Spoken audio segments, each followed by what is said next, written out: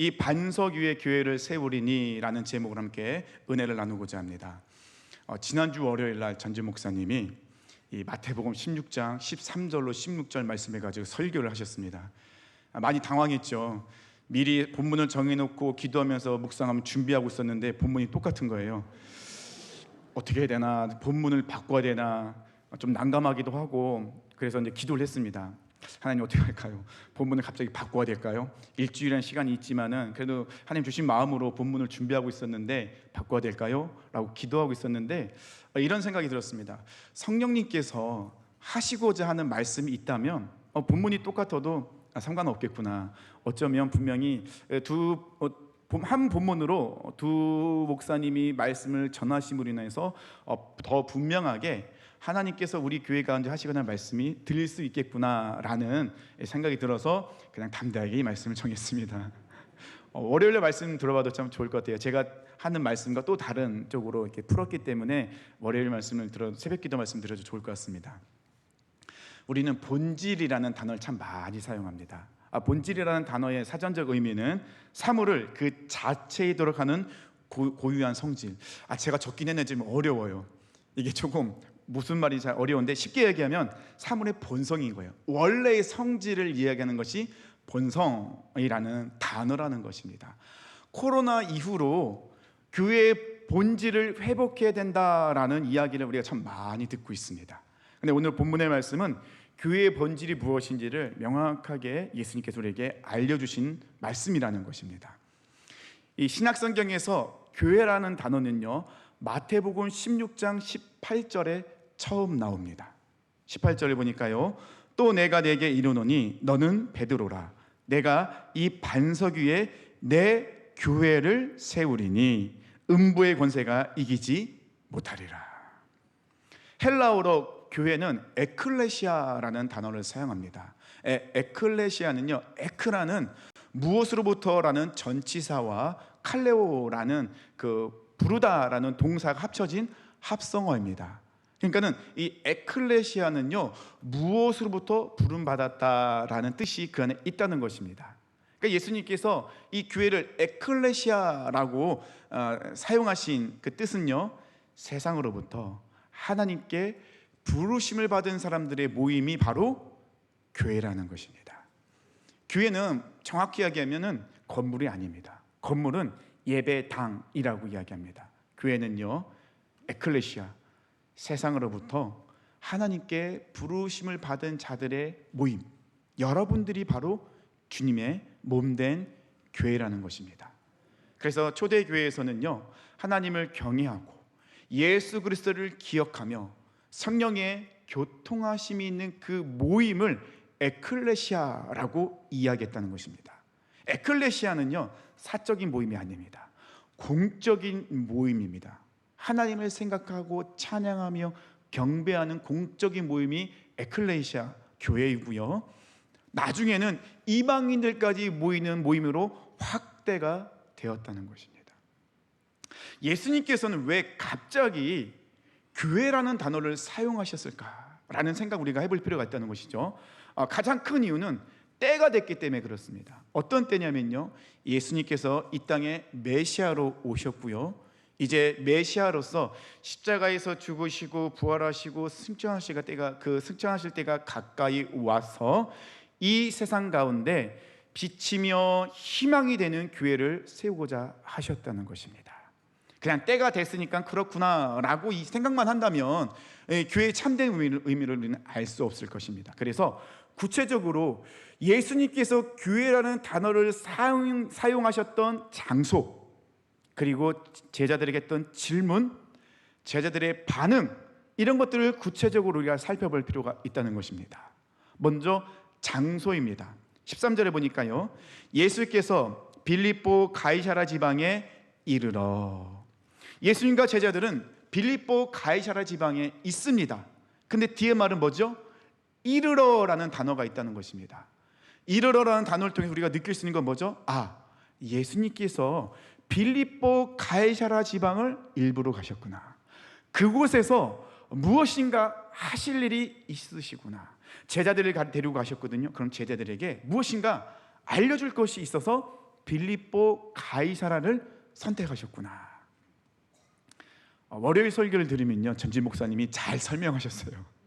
빌립보 가이사라가 어떤 곳인지. 원래는 작은 도시였어요. 작은 도시였는데 헤롯 빌립이 황제에게 이 도시를 바치고자 덩치도 키웠어요. 건물도, 큰 건물도 많이 지었고, 또 황제에게 바쳐야 되니까 반드시 필요한 것이 있었습니다. 황제의 신전이 그 안에 있었다는 것입니다. 그래서 빌립보라는 그런 이름 지명에 이 헤롯이 당시 로마의 황제인 가이사라에게 바쳤기 때문에 황제 이름인 가이사라가 붙었어요. 그래서 빌립보 가이사라가 되는 것입니다. 황제에게 바쳤던 도시이기 때문에 이곳에는 부자들이 참 많이 살았어요. 많은 부유를 누리고 있었다는 것입니다. 그런데 그곳에 있는 모든 주민들은 대부분 우상 숭배자들이었습니다. 갖가지 우상을 섬기고 있었고, 가장 큰 신이 판신전이었습니다. 판신전은 월요일 새벽 기도를 들으십시오. 근데 왜 예수님께서는 그곳에서 제자들에게 질문을 하셨을까요? 예수님과 제자들과 그곳에는 그 빌립보 가이사라 지방의 사람들은 모든 것이 다 달랐습니다. 달랐기 때문에 어떻게 될까요? 비교가 됐겠죠. 가장 먼저 비교되는 것은 무엇이었을까요? 빌립보 가이사라는 정말 부자들이 많이 살았거든요. 부자들은 가장 외적으로 무엇부터 가장 자기가 부자라는 걸 드러낼까요? 옷이었겠죠. 빌립보 가이사라에 사는 사람들은요, 옷이 좋은 옷을 입고 다녔었어요. 그런데 예수님과 제자들의 옷은 어땠을까요? 남루했겠죠. 좋은 옷을 입지 못했습니다. 가장 먼저 눈에 보이는 것이 옷이 비교가 되었습니다. 말투도 비교가 되었고요, 그들의 생각도 비교가 되었습니다. 그리고 그들의 가치관이 비교가 되었다는 것입니다. 예수님과 12제자 총 13명이 있는 그 둘러싼 환경과 사람들을 통하여서 예수님과 제자들은 압도되기 충분했다는 것입니다. 제자들은 예수님의 말씀을 듣고 있었고요, 또 예수님이 행하신 기적과 능력을 경험하고 보고 있었습니다. 하지만 빌립보 가이사라라는 그 지방에서는 그 모든 것이 통하지 않을 것 같은 세상의 한 가운데였다는 것입니다. 그런 곳에서 예수님께서는 아주 중요한 질문을 하십니다. 이 질문은요, 사람의 인생을 바꾸는 질문이었다는 것입니다. 13절에 보니까 예수께서 빌립보 가이사라 지방에 이르러 제자들에게 물어 이르시되, 예수님께서 일부러 빌립보 가이사라 지방에 이르러서 제자들에게 질문을 하시는데 두 번 질문하십니다. 내용은 같은데 대상이 달라요. 첫 번째 예수님이 질문하십니다. 사람들이 인자를 누구라 하느냐. 빌립보 가이사라에서 그 어떤 것보다 세상적인 가치관과 삶으로 살아가는 그 세상의 한가운데 있는 사람들, 그 사람들이 예수님을 어떻게 생각하느냐라고 예수님이 제자들에게 질문합니다. 근데 여기서 주목할 것이 있습니다. 사람들이 인자를 누구라 하느냐라는 질문과 그 다음에 나오는 예수님이 제자들에게 너희는 나를 누구라 하느냐라는 그 두 가지 질문 속에서 차이점이 있습니다. 무엇이냐면 인자라는 단어를 사용하셨고 제자들에게 나라는 1인칭 대명사를 사용하셨어요. 사람들이 인자를 누구라 하느냐. 인자는요, 예수님께서 자신을 드러날 때 사용하셨던 단어가 인자입니다. 그러니까 인자라는 단어의 뜻은 무엇이냐면요, 예수님이 메시아라는 것을 알려줄 때 인자라는 단어를 사용하셨습니다. 이 빌립보 가이사라는요, 예수님 없이 살아가는 사람들이에요. 다시 말씀드리면요, 그 사람들은 예수님 없는 가치관으로 살아가는데 너무나도 잘 살고 있어요. 그 한가운데서 그 사람들이 예수님을 어떻게 받아들이고 있는 거예요. 예수님이 분명히 메시아라는 객관적인 거거든요. 그런데 그 사람들이 예수님을 어떻게 받아들이고 생각하고 있느냐는 거예요. 세상 사람들은 예수님을 메시아로 알고 있느냐라는 그런 질문을 하신 거예요. 어떻게 보면요, 예수님과 제자들을 그 빌립보 가이사 사람들이 도와줘야 될 것 같아요. 그 모습을 보면요, 인간적인 육적인 모습을 보면 그렇다는 겁니다. 하지만 영적인 눈으로 바라볼 때는 지금 그 사람들의 절대로 해결할 수 있는 죄의 문제를 해결할 수 있는 메시아가 그들 눈앞에 있는데, 그들은 죄의 노예가 되어서 죄로 인하여서 눈이 어두워져서 귀가 막혀서 마음이 닫혀있기 때문에 구원자이신 메시아이신 예수님을 보지도 못하고 깨닫지도 못하고 알지도 못하고 있다는 것입니다. 그렇게 예수님의 제자들에게 질문하신 것입니다. 세상 사람들은 메시아 예수 그리스도를 알고 있느냐? 제자들이 대답합니다. 14절에요. 이르되 더러는 세례 요한, 더러는 엘리야, 어떤 애는 예레미야나 선지자 중에 하나라 하나이다. 예수님께 관심도 없고 예수님 없어서 너무나 잘 살고 있는 그들에게 예수님은 그냥 여러 선지자 중에 한 사람, 아니면 좋은 말을 하는 철학자, 아니면 또 다른 종교를 만들고자 하는 사람이라는 인식으로 그들에게 되어져 있다는 것입니다. 예수님은 이 세상을 구원하러 오신 예수님을 당신은 알고 있습니까? 라는 이 예수님의 질문은 우리가 이 세상에 나가서 던져야 될 질문이라는 것입니다. 이런 상황 속에서 예수님께 다시 한번 제자들에게 또 한 번의 질문을 하십니다. 그러면 너희는 나를 누구라 하느냐? 이제 대상이 바뀌었습니다. 사람들이 아니라 너희, 인자가 아니라 나라는 1인칭 대명사를 사용하고 계시다는 것이죠. 세상 사람들은 예수님을 구원자로 알지 못하고 있는데, 지금 너는 나를 구원자로 알고 있니? 나에 대해서 정확히 알고 있니? 예수님은 제자들에게 세상 한가운데서 예수님을 인정하지 않고 모르고 있는 세상 한 중심에서 가장 신앙의 본질적인 질문을 하고 계신 것입니다. 제자들은 예수님을 잘 알고 있었어요. 예수님은요, 무리를 거르셨습니다. 물을 포도주로 바꾸셨어요. 물고기 5마리, 보리떡 5개와 물고기 2마리로 5,000명을 먹이셨어요. 무리를 거르셨습니다. 죽은 자도 살리셨습니다. 예수님께서요, 말씀을 전하실 때는 그 말씀을 듣고 있을 때 많은 사람들이 천국을 경험했다는 것입니다. 제자들이 예수님을 지식적으로 알고 있는데 진정으로 신앙의 본질적인 고백이 없다면 아무 소용이 없다는 것입니다.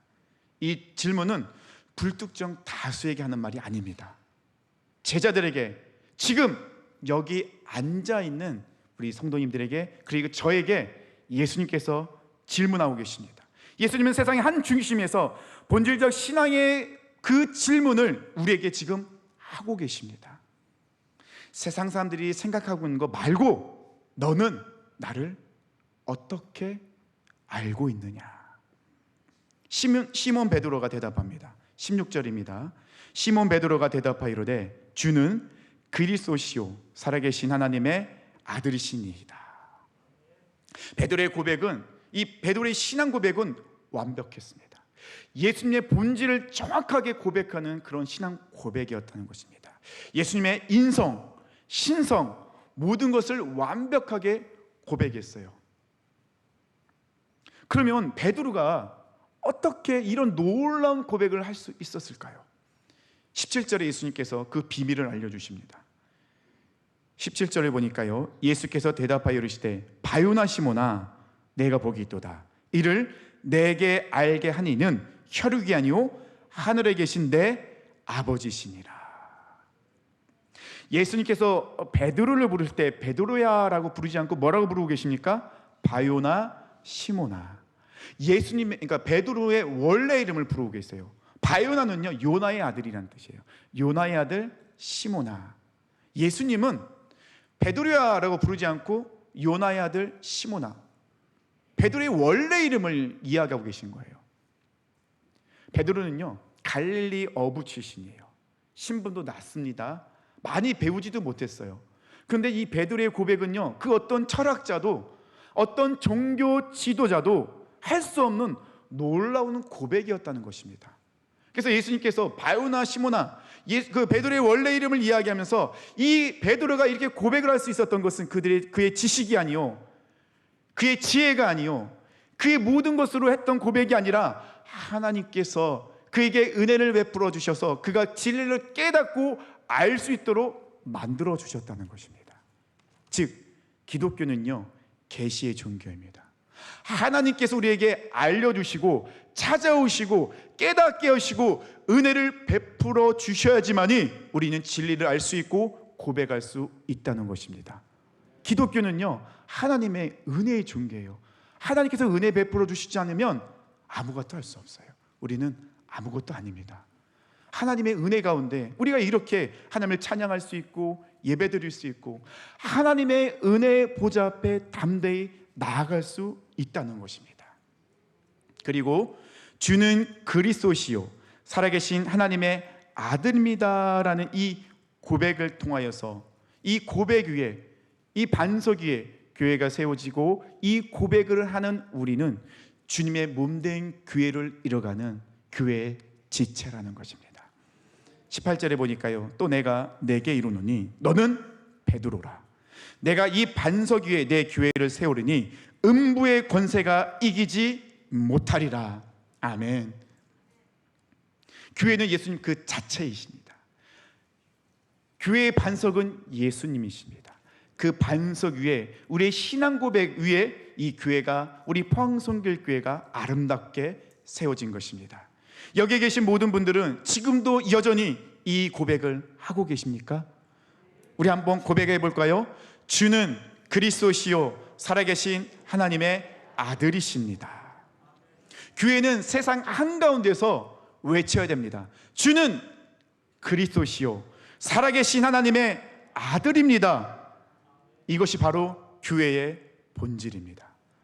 이 고백을 통하여, 이 고백으로 인하여서 놀라운 영적인 변화가 일어났습니다. 어떤 변화입니까? 음부의 권세가 이기지 못하리라.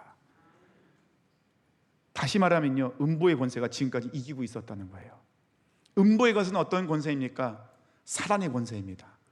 사단의 권세는 죄로 인하여서 사람들이 심판받아 죽음에 이르게 하는 권세라는 것입니다. 하나님께서 아담에게 명령하셨습니다. 동산나무의 모든 실과는 다 먹어도 되는데 동산 중앙에 있는 선악을 알게 하는 나무 열매는 먹지 마라. 먹는 날엔 네가 반드시 죽는다. 아담과 하와가 그 열매를 따먹었습니다. 누구 때문에요? 누구의 유혹에 넘어가서요? 사탄의 유혹에 넘어가서. 사탄은 어떻게 유혹합니까? 그 열매를 먹으면 너 죽지 않아. 너는 하나님처럼 돼. 네가 하나님이 되는 거야. 이 말에 속아서 선악과를 따먹습니다. 아담과 하와는 어떻게 됐습니까? 죽었습니다. 무엇이 죽었습니까? 영이 죽었습니다. 영이 죽었다는 것은 하나님과 우리의 관계가 깨어졌다는 것입니다. 영이 죽었기 때문에, 하나님과 우리의 관계가 무너졌기 때문에, 깨어졌기 때문에 우리에게는 죽음이 찾아옵니다. 슬픔이 찾아옵니다. 아픔이 찾아옵니다. 병이 찾아옵니다. 고통이 찾아옵니다. 사단은 그것을 가지고 그의 권세로 우리를 붙잡고 있었고 얽매이고 있었고 노예로 만들었다는 것입니다. 그런데 창세기 3장 15절 말씀처럼 예수님께서 십자가에서 사단의 모든 권세를 깨뜨리시고 부활 승리하셨으므로 교회는 이 음부의 권세를 무너뜨리게 되었다는 것입니다. 이 놀라운 신앙 고백을 통하여 음부의 권세는 어떻게 됩니까? 완전히 무너지게 된 것입니다. 19절에요, 내가 천국 열쇠를 내게 주리니 네가 땅에서 무엇이든지 매면 하늘에서도 매일 것이요 네가 땅에서 뭐든지 풀면 하늘에서도 풀리리라 하시고. 베드로의 주는 그리스도시요 살아계신 하나님의 아들입니다라는 이 믿음의 신앙의 본질적인 고백을 통하여 우리에게 주신 것이 있습니다. 무엇입니까? 천국 열쇠입니다. 예수님께서 교회에 천국 열쇠를 주셨어요. 그러면 교회는 당연히 해야 할 일이 있습니다. 교회의 사명은 무엇입니까? 천국 열쇠를 받았기 때문에 세상에 나가서 복음을 전파해야 되는 것입니다. 복음 위에 예수 그리스도의 굳건히 세워진 이 교회, 세상 중심에서 우리가 복음을 전하는 것이 교회의 본질적인 사명이라는 것을 우리는 다시 한번 생각해야 한다는 것입니다. 교회는 이 세상의 소망입니다. 음부의 권세를 깨뜨리고 천국 열쇠를 부여받은 교회는 세상 한가운데 굳건하게 서 있어야 하는 것입니다. 하지만 세상은 교회를 볼 때 이상하다 합니다. 교회를 공격합니다. 왜냐하면 그들과 너무 다르거든요. 세상은요, 잘못된 가치관을 갖고 있어요. 예수님을 인정하지 않고 있다는 것입니다. 진리를 그들은 모르고 있습니다.